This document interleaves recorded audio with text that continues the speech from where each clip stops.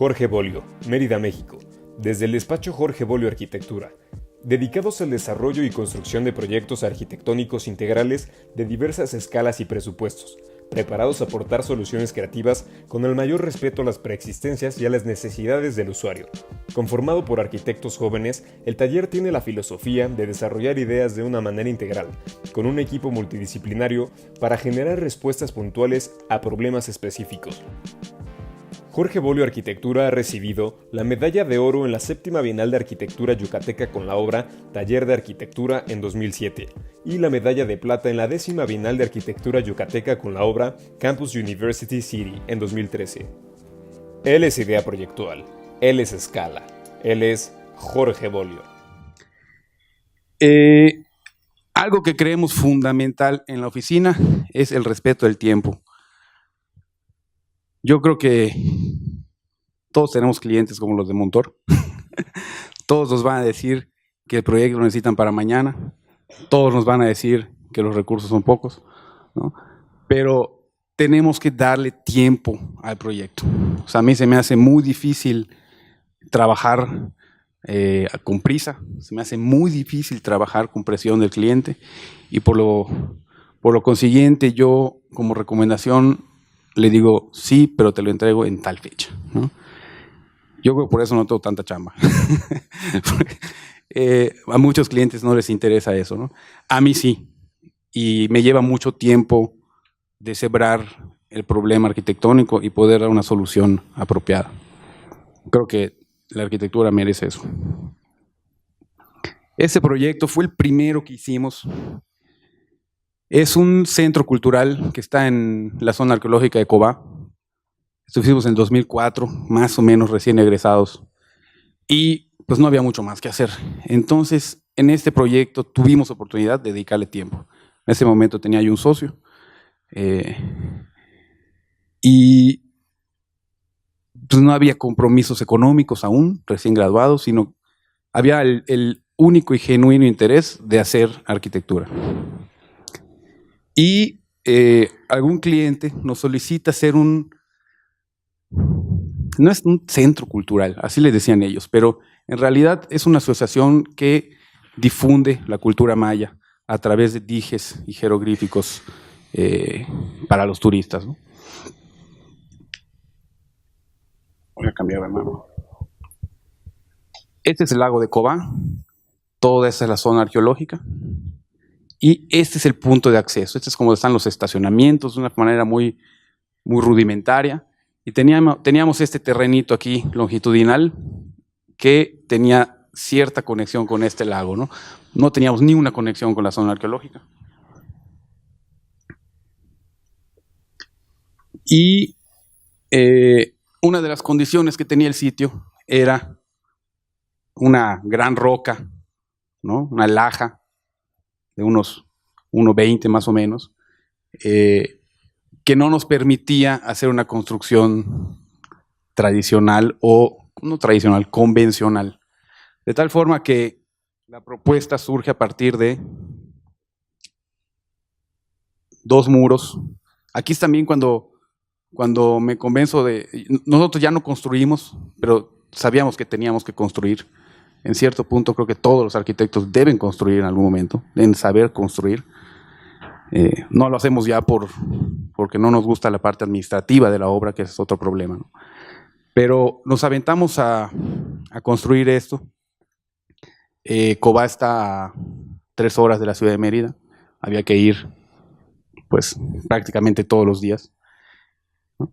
Y la propuesta surgió a partir de 2 muros de mampostería, ¿no?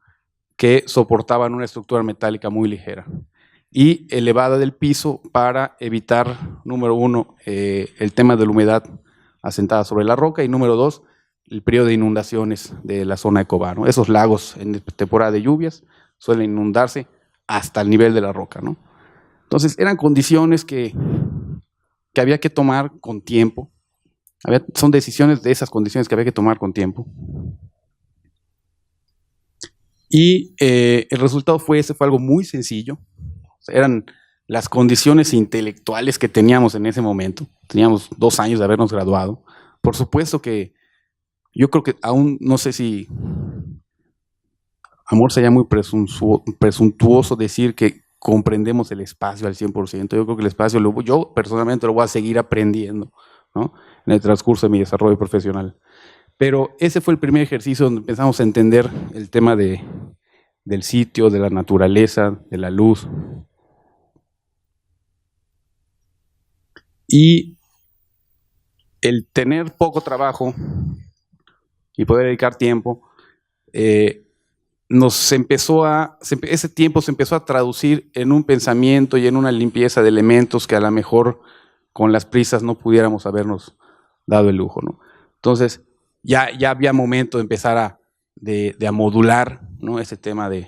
También Ricale fue gran maestro de nosotros en la universidad.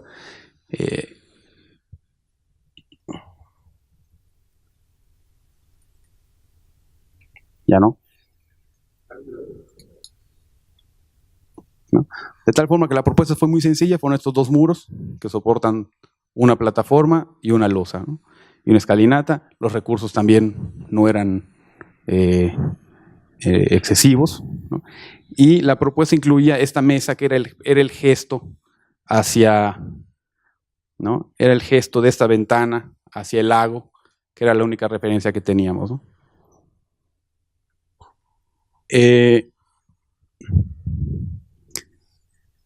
Al día de hoy, la oficina todavía funciona con este ritmo pausado, ¿no? No nos gusta correr, no nos gusta desvelarnos. A lo mejor es como algo atípico, pero igual probablemente viviendo en Yucatán es un ritmo de vida muy diferente, ¿no? Y es algo que queremos conservar. El otro tema que parece tomar importancia en el transcurso de la oficina es la colaboración. Yo creo que más del 70% de mis proyectos, si no es que el 80%, los he hecho en colaboración con alguien. Ya sea que ese alguien me invite o yo invite a alguien más, ¿no? Y en el 2004, terminando ese proyectito en Cobá, sale la convocatoria para el concurso del Senado de la República. Yo tenía 20 y tantos. Hicimos una llamada con un gran arquitecto, gran amigo, que probablemente lo conocerán, el Bonch, y a partir de ahí decidimos entrar al concurso del Senado juntos y se sumaron otros dos alumnos de mi generación.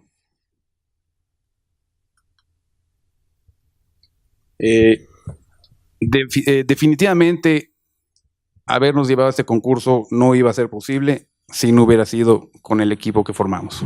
No había manera, ¿no?, que las decisiones de un problema tan complejo como las oficinas del Senado de la República hubieran salido de la cabeza de ninguno de nosotros. Necesariamente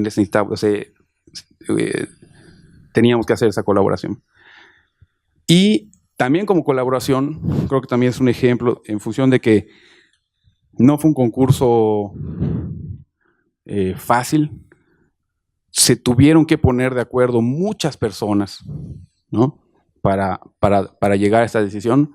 Se tuvieron que poner de acuerdo todos los partidos políticos, lo cual creo que es algo que como experiencia nos deja muy satisfechos, ¿no? Y al final, pues, resultamos ganadores, ¿no? Estos son algunos croquis. No voy a entrar mucho a los proyectos, pero son algunos de los croquis que hicimos para el concurso, donde hablamos de nuestras intenciones, es decir, nosotros queríamos dar a entender cuáles eran las razones por las que el proyecto debía ser así y no necesariamente hablar a través de un lenguaje formal, ¿no? Nos importaba mucho la relación con, no se alcanza a ver muy bien aquí, pero esa Reforma, estas Insurgentes, había un parque aquí, el Parque Luis Pasteur, que era bien relevante. Esa articulación, ¿no?, y la presencia de los edificios. También queríamos que el edificio fuera un edificio muy didáctico, que la ciudadanía, cuando lo viera, entendiera cómo funcionaba el Senado de la República.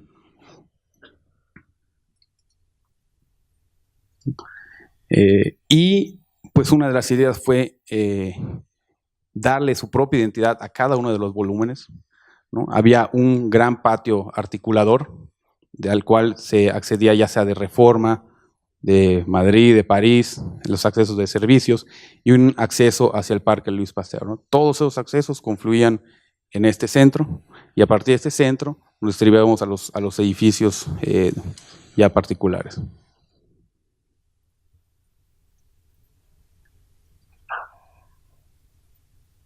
A ver, me regreso una. Algo importante era que este edificio didáctico, además de los 70 y tantos mil metros cuadrados que tenía, el predio probablemente no era el más adecuado, eran muchos metros cuadrados para esa superficie de terreno. Y la constitución del edificio, la parte didáctica, surge a partir del edificio de los senadores, las oficinas de los senadores, que estaba configurado por 4 niveles, eran 4 senadurías por estado, ¿no? Y las 32 entidades federativas. Esas se distribuían en este cuerpo, este es el cuerpo del pleno, y este es el edificio de las comisiones.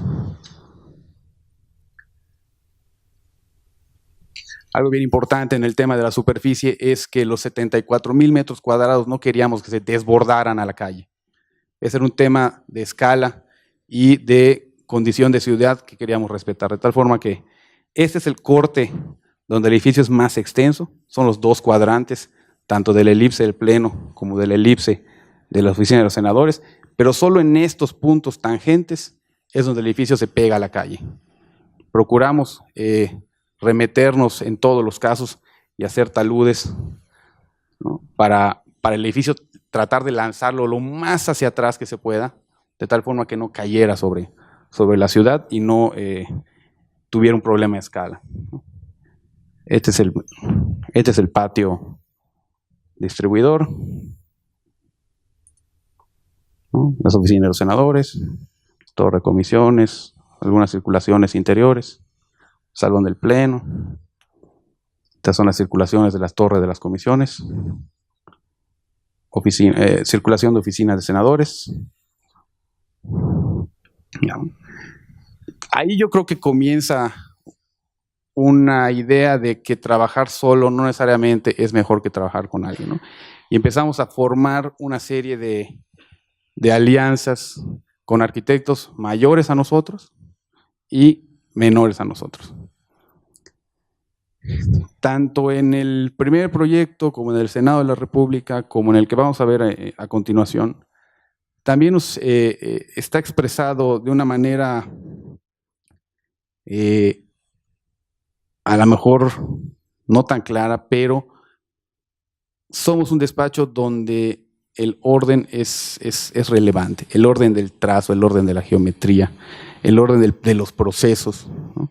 De tal forma que se nos hace muy difícil a nosotros pensar en que pudiéramos hacer arquitectura de la manera en que se hace en Los Ángeles, por ejemplo, ¿no? O sea, no entiendo yo, no participo de las decisiones de la educación de la arquitectura como se está haciendo en el SciArc, ¿no?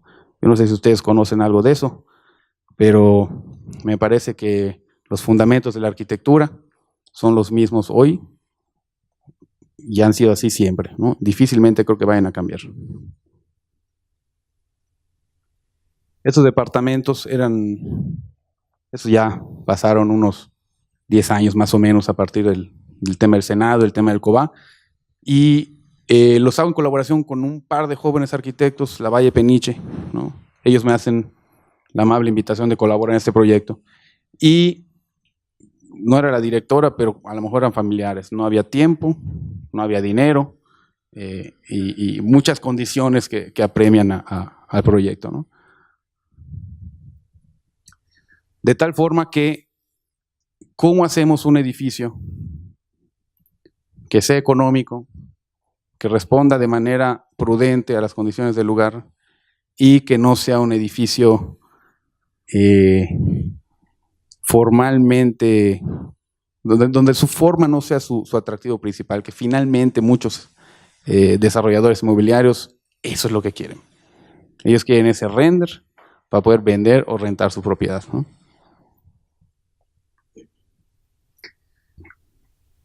Y la estrategia del edificio fue, en Mérida estamos, yo creo que más o menos en la misma latitud que ustedes, estamos en la latitud 21, ustedes estarán a lo mejor un poquito abajo, La diferencia es que nosotros en Mérida lo que tenemos que buscar es sombra, lo que tenemos que buscar es viento.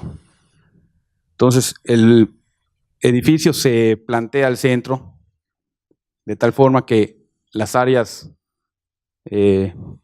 servidas pues tengan la mejor orientación, que es norte, y los servicios al sur. Es un esquema muy sencillito. También el tema estructural era un tema relevante. En Mérida construimos con vigueta y bovedilla de concreto. Es el sistema más económico. Se han hecho experimentos con otros sistemas que pudieran parecer más económicos y la mano de obra no está calificada. Entonces, bloque y vigueta bovedilla, muros cargadores, ¿no? Y párale de contar. Eso es lo más económico. De tal forma que los departamentos, las crujías, las llevamos a la dimensión de la habitación y la dimensión de una vigueta y bovedilla que fuera muy económica, ¿no? Entonces, es una estructura, ¿no?, de puras crujías equidistantes, pasillos en la parte posterior y escaleras. Y nada más para darle este gusto al cliente, lo que hicimos fue ir traslapando los departamentos. Esta es una unidad, esta es otra unidad, esta es otra unidad, pero fuimos recorriendo los departamentos en cada nivel una crujía, de tal forma que aquí se generaba un vacío y aquí se generaban dos. Luego se movía otra crujía y se iban generando estos mezanines y estos puntos diferentes, y la fachada, siendo la misma fachada en cada departamento, nos hacía un edificio pues bastante dinámico sin tener que ser necesariamente costoso. El corte fue este. Aquí se mueve una crujía, se liberan dos, se mueven dos crujías, se libera una, ¿no? Y algo que aprendimos de este edificio: originalmente el proyecto tenía estas puntas sin estructura, ¿no? Probablemente influenciados, es un tema que a lo mejor platicaremos al rato, influenciados por el tema de las fotografías y la difusión de la arquitectura, etcétera, ¿no? Entonces se nos hizo muy fácil decir, no, pues que los volúmenes vuelen. No era nuestra economía. No era nuestra economía generar unas traves en el sentido para volar estas dos crujías. Era una tontería, ¿no? Entonces, como equipo decidimos, si ya tenemos la estructura, si la estructura es el alma del proyecto, dejemos la estructura. La fachada es esta. Es la misma. Es habitación, área pública, habitación, habitación, área pública, habitación, ¿no? Y se van generando algunos vacíos y algunas áreas de amenidades.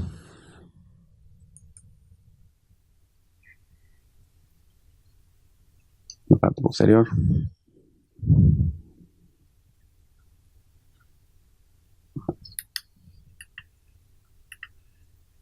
Y surgían esos pretextos en las puntas, ¿no?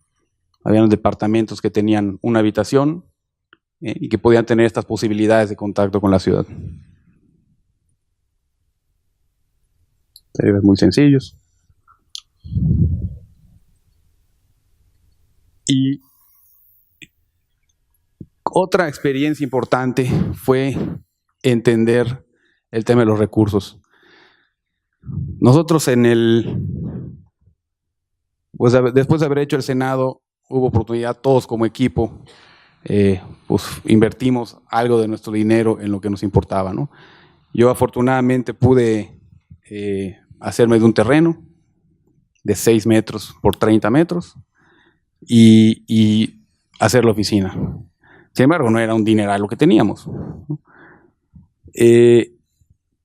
Y yo creo que uno empieza a ser un mejor arquitecto cuando construye algo para sí mismo.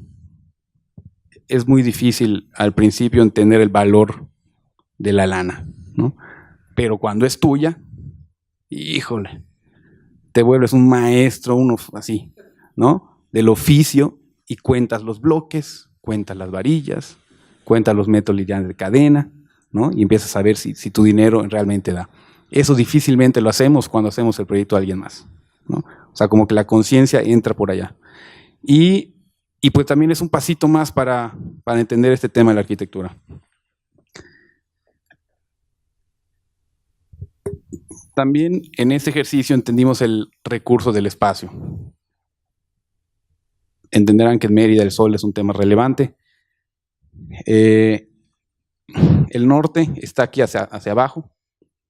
Y la primera opción, la evidente, era tener el poco estacionamiento que se podía, el volumen de oficina y el patio posterior. Era la opción A para todos.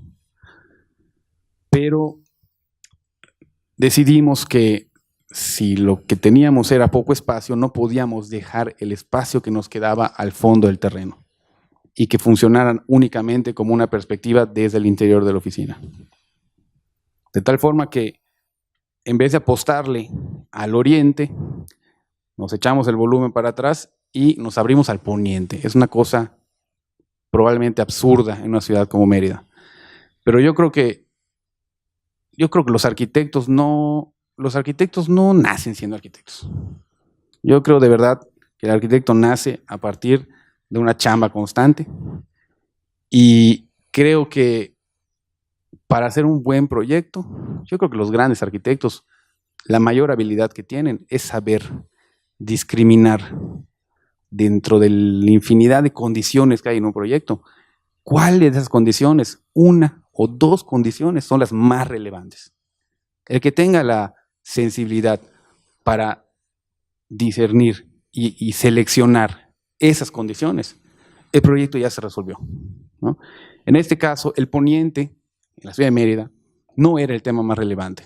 El tema más relevante en ese momento era aprovechar este espacio, ¿no? No tenerlo como fondo, sino todos los días, cuando yo entraba a la oficina, poder disfrutar de ese espacio.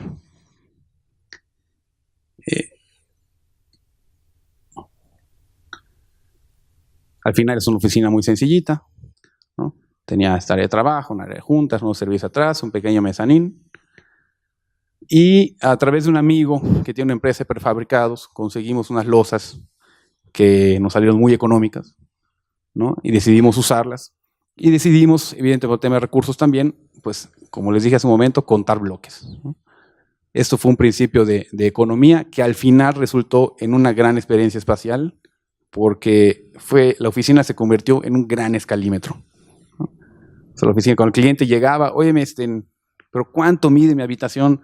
Ah, pues aquí hay 2 metros, aquí hay 2 metros más 20, aquí hay otros 2 metros. Mira, esto por el ancho que son 6. Ah, perfecto. ¿Y el comedor?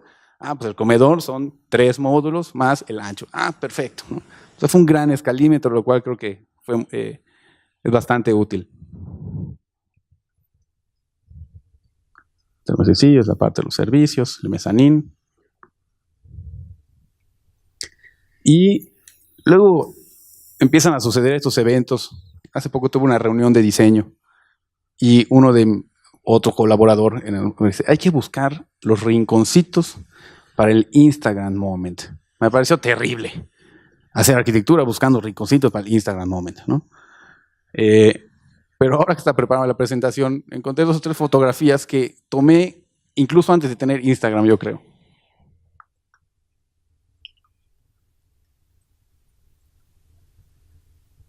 ¿Y por qué la sabiduría de haber seleccionado mandar la oficina al poniente fue un acierto?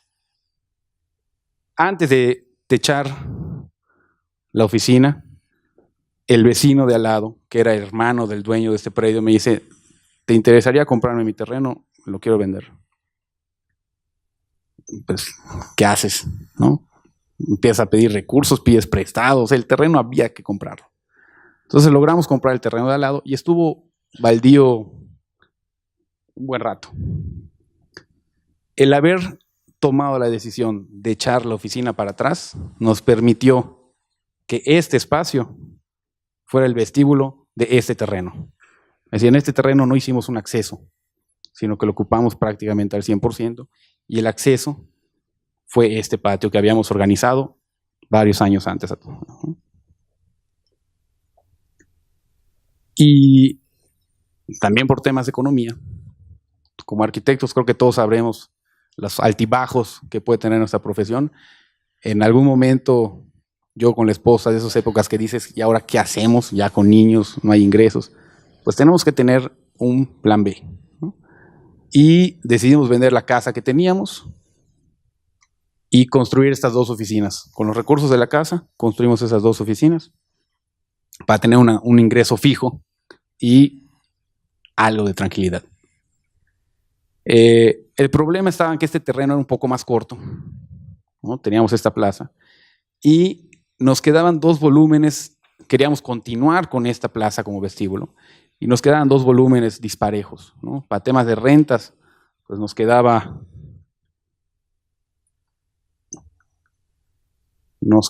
a ver, no está aquí, una oficina de 2 niveles aquí de 70 metros cuadrados y una oficina otra aquí de 100 metros cuadrados. Entonces no había manera de equilibrarlo dividiendo el edificio verticalmente. De tal forma que metimos 2 escaleras y en corte, pues cada oficina tenía la pieza chica de la parte posterior y la pieza grande adelante, ¿no? Y la otra, entrabas por la parte grande de aquí, tenía la parte chica atrás, de tal forma que equilibramos el programa y logramos tener 2 oficinas con el mismo metraje. Esa es la oficina, este es el patio. Igual, seguimos con los muros de block. Este gesto de celosía, que últimamente las celosías han estado como muy de moda, probablemente acabe pronto, pero este gesto de celosía es un gesto que tiene toda la colonia en donde está la oficina. Es una colonia que era una comisaría de la ciudad de Mérida, la ciudad se la come a la comisaría y los precios de los terrenos empiezan a subir.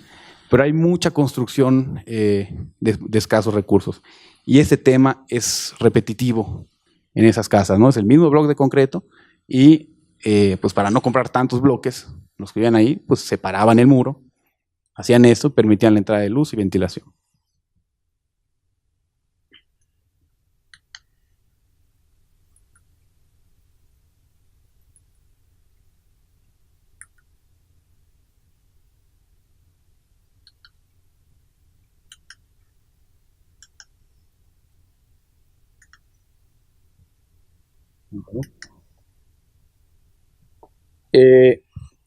Y por último, hicimos un proyecto donde, esta es otra cosa que nos hemos estado dando vueltas, si los 2 componentes de la arquitectura, que son el lugar y el usuario, si hay siempre uno más importante que el otro o no.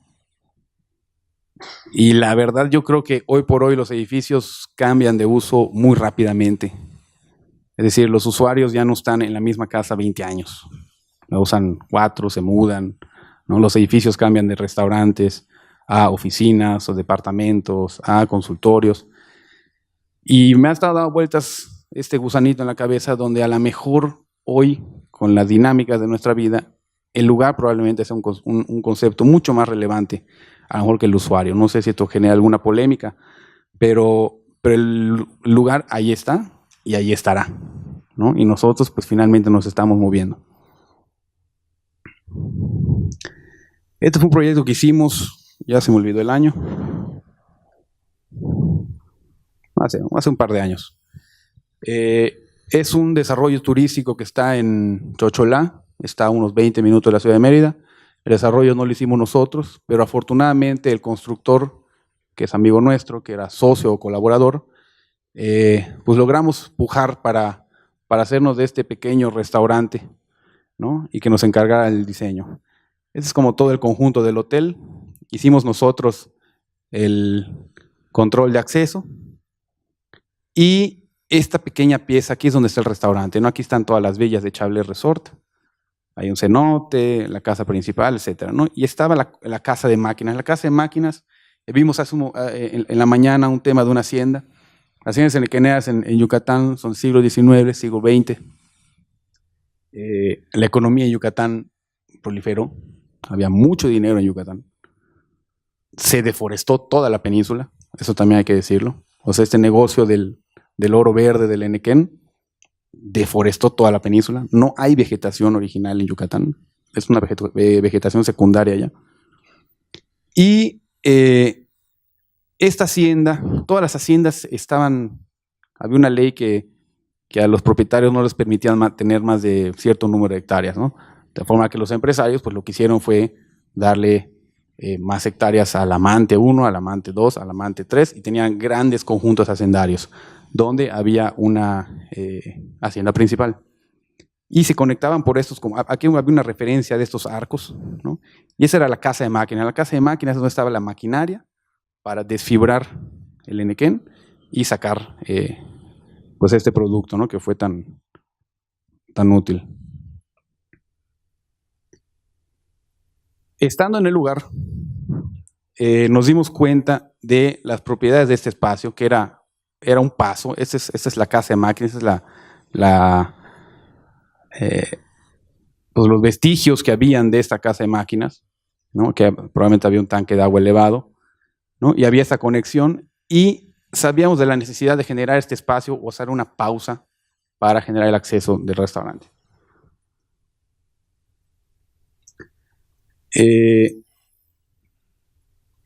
También creíamos que el intervenir una hacienda no era rescatar la hacienda y presentar una imagen del edificio como era originalmente. Me parece que eso era una falsedad. Y decidimos dejar las ruinas. Las ruinas forman parte del restaurante, tienen el valor que tiene la ruina, el valor del tiempo está en la ruina. Y el gesto, estrategia, idea, como le quieran llamar, fue generar un marco metálico, que ese marco metálico resolvía una gran serie de cosas. Creo que cuando uno toma una decisión de diseño, cuando menos esa decisión debe estar justificada con dos acciones. Es decir, poner una columna para que cargue, lo hace cualquiera. ¿Okay? Poner una columna que cargue y que esa misma columna además configure el espacio y que esa columna además pueda bajar instalaciones y que esa columna, es decir, mientras más además tenga un elemento, es mucho mejor, ¿no? Si pones una columna nada más para cargar, pues es nada más una columna, ¿no? Entonces, este marco lo que hacía era configurar este espacio para hacer la pausa y uno darse cuenta que ese era el acceso al restaurante. Este marco lo que hace es liberar de la responsabilidad estructural a los muros de mampostería que se estaban derruyendo. Este muro lo que hace es generar un gesto industrial sobre una ruina de mampostería, trata de recordar un poco el uso que tenía ese espacio. Este marco también lo que hace es, al desprenderse los muros de mampostería, permitir el paso de la luz. Es decir, tenía una serie de condiciones que nos hacía un elemento muy sencillito que nos resolvía prácticamente todo el programa. De tal forma que teníamos la ruina, generamos el marco metálico, ¿no? Y ese marco metálico empezaba a costurar todos los espacios interiores y los usos del restaurante.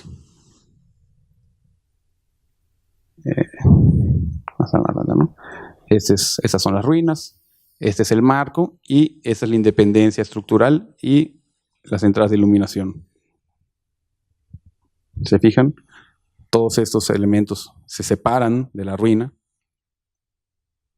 y empezamos a generar esto. Esto es lo que queríamos, era decir, cómo esta relación de estos pilares con los que estaban atrás y con los que estaban ahí adelante, cómo hacíamos que la gente no sintiera la necesidad de seguir continuando o que percibiera ese espacio dinámico, ¿no?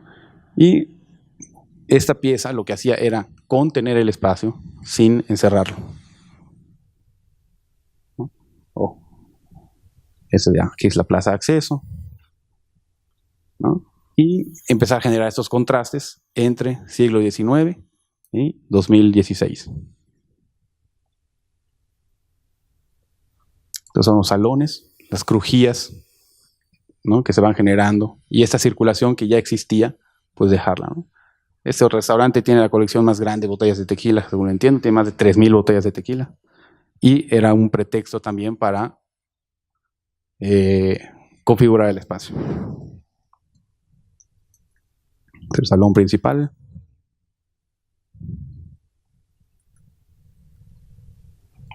Incorporar algo de agua, ¿no? Y contrastar. Queríamos que se entendiera claramente qué habíamos hecho nosotros y qué estaba ahí antes de nosotros. Nosotros los salones. Dejar la ruina como ruina. los espacios nuevos como espacios nuevos.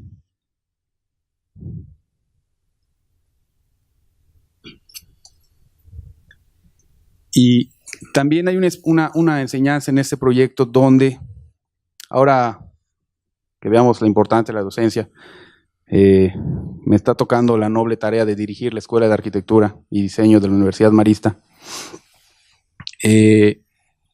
Y veo, tenemos 3 escuelas, tenemos la Escuela de Diseño de Interiores, Diseño Gráfico y Arquitectura. Y hoy por hoy son 3 escuelas independientes. A partir de este ejercicio, entendimos, nosotros no hicimos los interiores, había un interiorista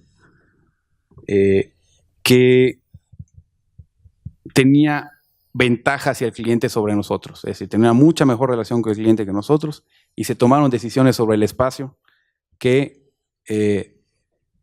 no son nuestras, ¿no? Al final, los interiores tienen un poco de, pues, de esta parafernalia, ¿no? Y de las modas del Pinterest y los pisos de pasta y o sea, tiene a lo mejor demasiados elementos. Nosotros queríamos un espacio más limpio. La realidad es que yo creo que un espacio, cuando está bien configurado, sobrevive a los acabados y sobrevive a una mala construcción. ¿Okay? Creo que el espacio, cuando se piensa con la relevancia que él merece, sobrevive a todas esas circunstancias. Y para cerrar, estos son los proyectos que quería compartirles, más que como proyectos, sino las intenciones que están atrás de todos ellos. Oh, no puedo. Bueno, aquí en esta fotografía es importante porque, ¿no? Porque se ve la aguja que va tejiendo las diferentes épocas, ¿no? Del edificio.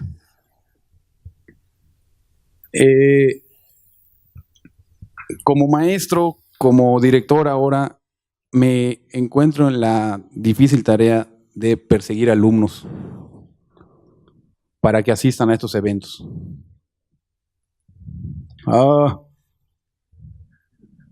Bueno, es una fotografía de un taller de la universidad. Procuramos tener muchos talleres, muchos invitados. Creemos que tenemos muy buenos maestros, pero no es suficiente, ¿no? No podemos seguir, no podemos mantenernos en esta burbuja. Y parte de nuestra universidad han sido maestros visitantes como Mauricio Rocha, Isaac Broid, Fernando Ituarte, Humberto Ricalde, paz descanse, Carlos Mijares y ahora Diego Ricalde. Forman parte de un grupo que nos visita cada semestre para hacer unos laboratorios de historia. Y me cuesta trabajo entender cómo un alumno no puede aprovechar esa oportunidad. Es decir, sus asignaturas, en nuestro caso, tienen 16 semanas, ¿no? Son prácticamente 32 clases que tienen los maestros oportunidad para decir lo que tengan que decir. Cuando viene alguien a dar una charla, a dar un taller, es un día, se van a ir, ¿no? Entonces, eso debería quedar como muy pendiente en ustedes. Y no puedo dejar de mencionar, ¿no? Ya los conocerán algunos, pero bueno, este es el bunch. Los buenos amigos, José Carlos Lavalle, Mauricio Gallegos, Taco, el Shush, servidor, y otra gran banda de cuates, ¿no? De Isaac, Mauricio, Diego, Rocha, Augusto Quijano.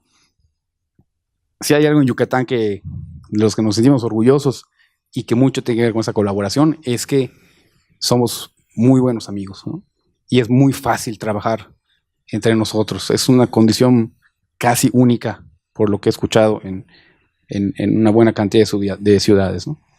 Y este es otro factor importantísimo. No somos un despacho que nos matemos. Trabajamos las horas que tenemos que trabajar, dedicamos el tiempo que tenemos que dedicar, pero también hay tiempo para la familia, ¿no?